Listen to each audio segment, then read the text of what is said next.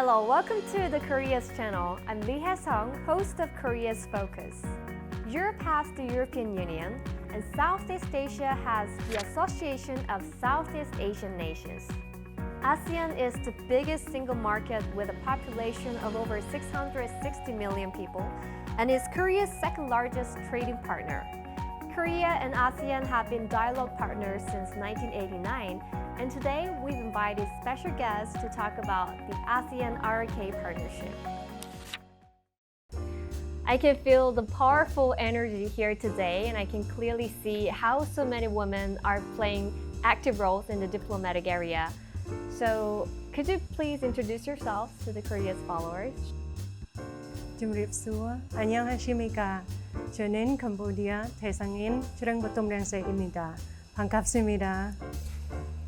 Mabuhay! 안녕하십니까? 저는 필리핀 대사 테레사 de Vega입니다. 반갑습니다. 안녕하세요. 외교부 아세안국장 정의혜입니다. Very nice to meet you all. Personally, Southeast Asia feels very familiar to me, and it will be really difficult to find anyone who hasn't been to the ASEAN nations. But I would like to ask the two ambassadors, which tourist attractions in Korea would you like to recommend to other tourists? Really admire the beautiful setting and nature, the contrast between nature and the culture that the Korean people has demonstrated.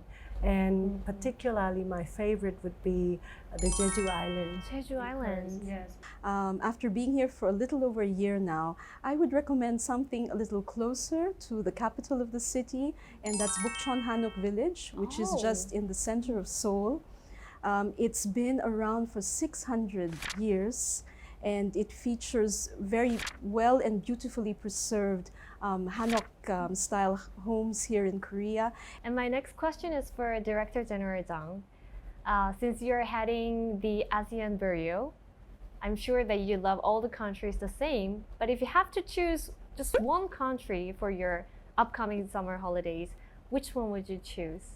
Well, that's a really difficult question, just to pick one out of all the different beautiful places in Southeast Asia. But at the moment, my favorite would have to be Menjangan Island, very close to Bali, and Bali is an extremely popular destination for Korean people. It's a scuba diver's heaven, pristine nature, and it's simply beautiful. So I would recommend anyone going to Bali to make a stop at the Menjangan Island. The 25th ASEAN-ROK Foreign Ministers meeting was held recently in Phnom Penh, Cambodia. So please tell us about the main agenda and the outcomes of the meeting. It was an opportunity for us to discuss with our ASEAN colleagues how far we have come in terms of deepening our relations and to look toward the future, to take our relations even further. This was the first ASEAN-related meeting since the outbreak of the pandemic, so it must have been very meaningful to Cambodia, right? We haven't been chair of the ASEAN meeting since 2012. So a lot of preparation has been put and thought of in detail. We have about 19 side-related meetings and 19 and 15 bilateral meetings. Just as Korea, this was the first ROK ASEAN Foreign Ministers meeting for the Philippines after the establishment of the new government. So what message did the Philippines convey at the meeting? Last series of meetings, our priority areas on maritime cooperation, on public health cooperation, especially in the challenges of the pandemic. I heard that the ASEAN Plus 3 EAS and ARF meetings were held in addition to the ASEAN-ROK Foreign Ministers meeting. So could you tell us more about these meetings and the background behind having multiple meetings with ASEAN? Well, ASEAN is really a master at building a regional architecture. And so we have these multi-layered structures where ASEAN has bilateral meetings with their dialogue partners, as well as the East Asia Summit, ASEAN Plus 3, that's Korea, Japan, and China, and the ASEAN Regional Forum. Ambassador, could you please tell us about the biggest outcome of all the meetings combined? The most important thing is that the outcome was reached on the important matter, such as peace, security, and cooperation in terms of trade, environments, and future development. And food security is also another important aspect. There has been great progress in the ASEAN-ROK relationship, not only in the economic field, but also the political and diplomatic field. So, Director General Jung, could you briefly point out some of the milestones of the ROK and ASEAN relations? The relationship has really bloomed from an economic cooperation to active people-to-people exchanges, and you can tell this from the numbers.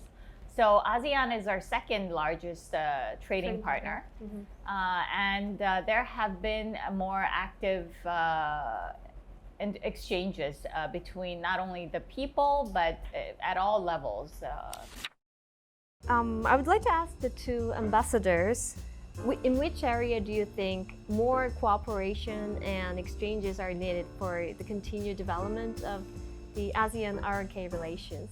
I think the people-to-people exchange and cultural exchange is one of the important things that need to be continued. And these include more cooperation on the maritime field, on the environmental protection, on public health. The most important event is coming up soon, right? I heard that the ROK-ASEAN related summit meeting will be held in November this year. So please tell our KOREAZ followers what to focus on and about the main agendas. Well, this will be a very exciting time for the Korean government at the highest level to re-signal its enduring commitment to our ASEAN friends and to the region in building a prosperous and peaceful area. We will be discussing many important issues that's important both to Korea and to our ASEAN partners, both in the political, security, economic, and cultural front. So is there any K-pop song or K-drama? The extraordinary attorney Woo Young-woo. Interesting. Wow. Is Misayeng. Korean name is Daejang. 7, because I'm really into 7. K-pop. And Rain and Shinhwa. My life as a female diplomat is extremely challenging and enriching.